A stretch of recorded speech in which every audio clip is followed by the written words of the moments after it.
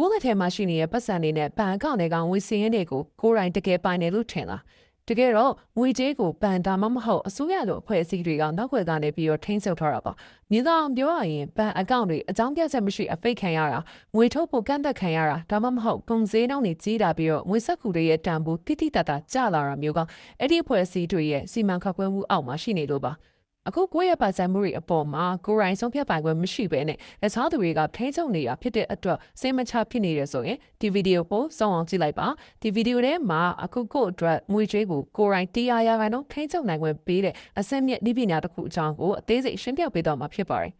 ဒီနည်းပညာရဲ့နာမည်ကတော့ cryptocurrency ပါလူများစုက crypto ကိုဈေးကစားပြီးတော့ယင်းနှိမ့်မြွန်တဲ့အရာတစ်ခုလိုပဲမြင်တတ်ကြရဲဆိုပေမဲ့တကယ်တော့ဒါက internet ပေါ်မှာအခြေခံပြီးတော့လဲပတ်နေတဲ့အနာဂတ်ရဲ့ချုပ်ကန်မှုကင်းတဲ့ငွေကြေးစနစ်အသစ်တစ်ခုပဲဖြစ်ပါတယ် cryptocurrency ဆိုတာက internet ပေါ်မှာပဲရှိပြီးတော့သုံးစွဲလို့ရတဲ့ digital ငွေကြေးစနစ်တစ်ခုပါအခုလူတွေသုံးနေကြငွေစက်ကူဒါမှမဟုတ်အထရီစီလိုမျိုးလက်နဲ့ကင်လို့ရတဲ့ရုပ်ပိုင်းဆိုင်ရာပုံစံမျိုးလုံးဝမရှိပါဘူးသူကကွန်ပျူတာကွန်ရက်တွေပေါ်မှာပဲ data teller တွေအဖြစ်ရှိနေတာပါဒီငွေကြေးရဲ့အဓိကထူးခြားချက်ကတော့လုံခြုံရေးပဲဖြစ်ပါတယ် cryptography လို့ခေါ်တဲ့အစစ်မြစ်သင်္ချာနည်းပညာနဲ့လူဝက်ကုတ်စနစ်တွေကိုသုံးထားပါတယ်ဒါကြောင့်မိတ်ဆွေရဲ့ငွေပေးချေမှုမှတ်တမ်းတွေကိုဘသူကမှလိမ်ပြီးတော့ပြင်လို့မရသလိုကိုယ့်ရဲ့ပိုင်ဆိုင်မှုတွေကိုလည်းတခြားသူတွေကခိုးပြီးတော့သုံးစွဲလို့မရအောင်အဖြစ်အဝကာကွယ်ပေးထားပါတယ်ပုံမှန်ငွေကြေးစနစ်တစ်ခုမှာတော့မိတ်ဆွေရဲ့ငွေလွှဲပြောင်းမှုတွေကိုဗဟိုဘဏ်ဒါမှမဟုတ်အဖွဲ့အစည်းတစ်ခုခုကကြားခံအနေနဲ့စစ်ဆေးပြီးမှခွင့်ပြုပေးတာပါသူတို့ကမကြိုက်ရင်မိတ်ဆွေရဲ့ငွေလွှဲမှုကိုပယ်ဖျက်နိုင်တယ်လို့အကောင့်ကိုလည်းပိတ်လိုက်နိုင်ပါတယ်ဒါပေမဲ့ crypto မှာကတော့ဘယ်အစိုးရဘယ်ဗဟိုဘဏ်ရဲ့ထိန်းချုပ်မှုအောက်မှာမရှိပါဘူးငွေကြေးလက်ပတ်မှုမှတ်တမ်းအားလုံးကိုကမ္ဘာတစ်ဝန်းမှာရှိတဲ့ကွန်ပျူတာအများကြီးကနေပြီးတော့စုပြီးအချင်းချင်းချိတ်ဆက်ပြီးတော့ထိန်းသိမ်းပေးထားတာဖြစ်ပါတယ်ဒါကိုdecentralization ဗဟိုချုပ်ကိုင်မှုကင်းမဲ့ခြင်းလို့ခေါ်ပါတယ်ဒီစနစ်ကြောင့်မိတ်ဆွေရဲ့ပတ်စံကိုအကြောင်းမဲ့သိမ်းယူကဒါမှမဟုတ်ငွေလွှဲတာကိုတားဆီးတာမျိုးကိုဘယ်သူမှလုပ်လို့မရပါဘူး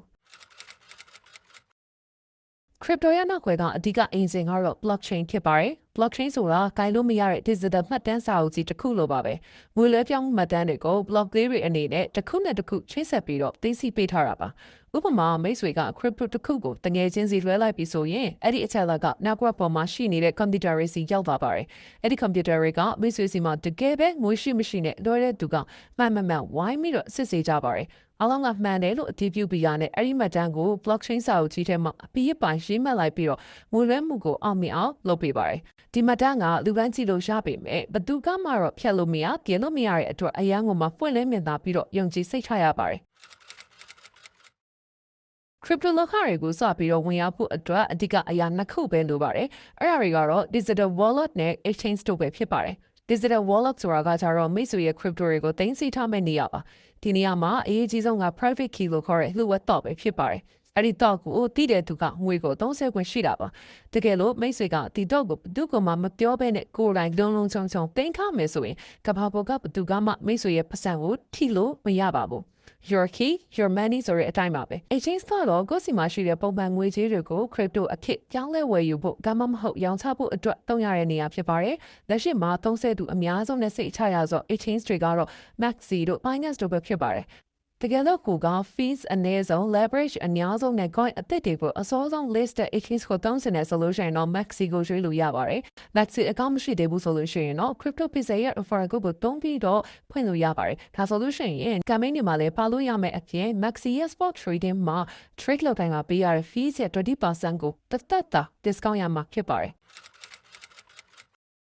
crypto လောကမှာ coin အမျိုးအစားပေါင်းခေါင်ချီရှိပေမဲ့အဓိကအကျဆုံးအမျိုးအစား၃ခုကိုခွဲခြားသိထားဖို့လိုပါတယ်ပထမဆုံးကတော့ Bitcoin ပါသူကတော့ crypto လောကရဲ့ဘယင်လို့ပြောလို့ရပြီးတော့ရွှေလိုမျိုးပဲတန်ဖိုးထင်းသိမ်းမှုအတွက်အဓိကထုတ်လုပ်ထားတာပါအရေးအတွက်ကို21တန်းအထိပဲထုတ်မယ်လို့ကန့်သက်ထားတာဖြစ်တဲ့အတွက်ရေရှည်မှာတန်ဖိုးတက်လာနိုင်တဲ့အလားအလာရှိပါတယ်ဒုတိယကတော့ Ethereum ပါသူကငွေကြေးစနစ်တစ်ခုတည်းမဟုတ်ဘဲနဲ့သူ့ရဲ့နည်းပညာပေါ်မှာတခြား application တွေ program တွေကိုဗဟိုချုပ်ကိုင်မှုမရှိဘဲနဲ့တည်ဆောက်နိုင်အောင်ဖန်တီးထားတဲ့စနစ်တစ်ခုဖြစ်ပါတယ်။နောက်ဆုံးတစ်ခုကတော့ stablecoin ပါ။ crypto တွေကဈေးနှုန်းတက်ကြအရန်ပြင်းတဲ့အတွက်ကြောင့်မလို့တန်ဖိုးတည်ငြိမ်အောင်လို့ဖန်တီးထားတဲ့ coin တွေဖြစ်ပါတယ်။ဥပမာ USDT လိုမျိုး stablecoin တစ်ခုရဲ့တန်ဖိုးက American $1 နဲ့အမြဲတမ်းညီမျှနေအောင်ချိတ်ဆက်ထားပါတယ်။ဈေးကွက်အတက်ကြတန်ကနေရှောင်ကျင်တဲ့အခါမှာဒီ stablecoin တွေကိုသုံးနိုင်ပါတယ်။ cryptocurrency ဆိုတာလူတွေရဲ့ငွေကြေးသုံးစွဲမှုပုံစံကိုအခြေခံကနေပြီးတော့ပြောင်းလဲပြနေပြီဖြစ်ပါတယ်။လက်ရှိမှာကမ္ဘာနိုင်ငံကြီးတွေကအဖွဲ့အစည်းတွေနဲ့ကုမ္ပဏီကြီးတွေကအစား crypto ကိုလက်ခံလာကြပါပြီ။ဒါဆိုဖွံ့ဖြိုးပြီးနိုင်ငံတွေမှာဆိုလို့ရှိရင် crypto နဲ့ဈေးဝယ်တာဝန်ဆောင်ခပေးတာတွေကိုနေ့စဉ်လှုပ်ဆောင်နေကြပြီဖြစ်ပါတယ်။ဒါကြောင့်ဒီနည်းပညာကိုစောစောစီးစီးလေ့လာထားတာကမိတ်ဆွေရဲ့အနာဂတ်ဝေကျွေးလွတ်လပ်ခွင့်အတွက်အရေးကြီးတဲ့ခြေလှမ်းတစ်ခုဖြစ်လာမှာပါ။ crypto နဲ့ပတ်သက်တဲ့နည်းလမ်းကောင်းမျိုးဒီပညာပိုင်းဆိုင်ရာဗဟုသုတတွေကိုအမြဲလေ့လာခြင်းနဲ့ solution နော် crypto Pizza channel ကို like and follow လုပ်ထားပြီးတော့ subscribe လုပ်ထားလို့ရပါတယ်။ဒီစင်နာရီတော့မဟုတ် gaming အကြောင်းတွေနဲ့ crypto အကြောင်းတွေကိုလေ့လာဖို့ crypto Pizza ရဲ့ community link ကို description မှာချပေးထားပါတယ်။နောက်ထပ် video မှာပြန်တွေ့ကြပါမယ်နော်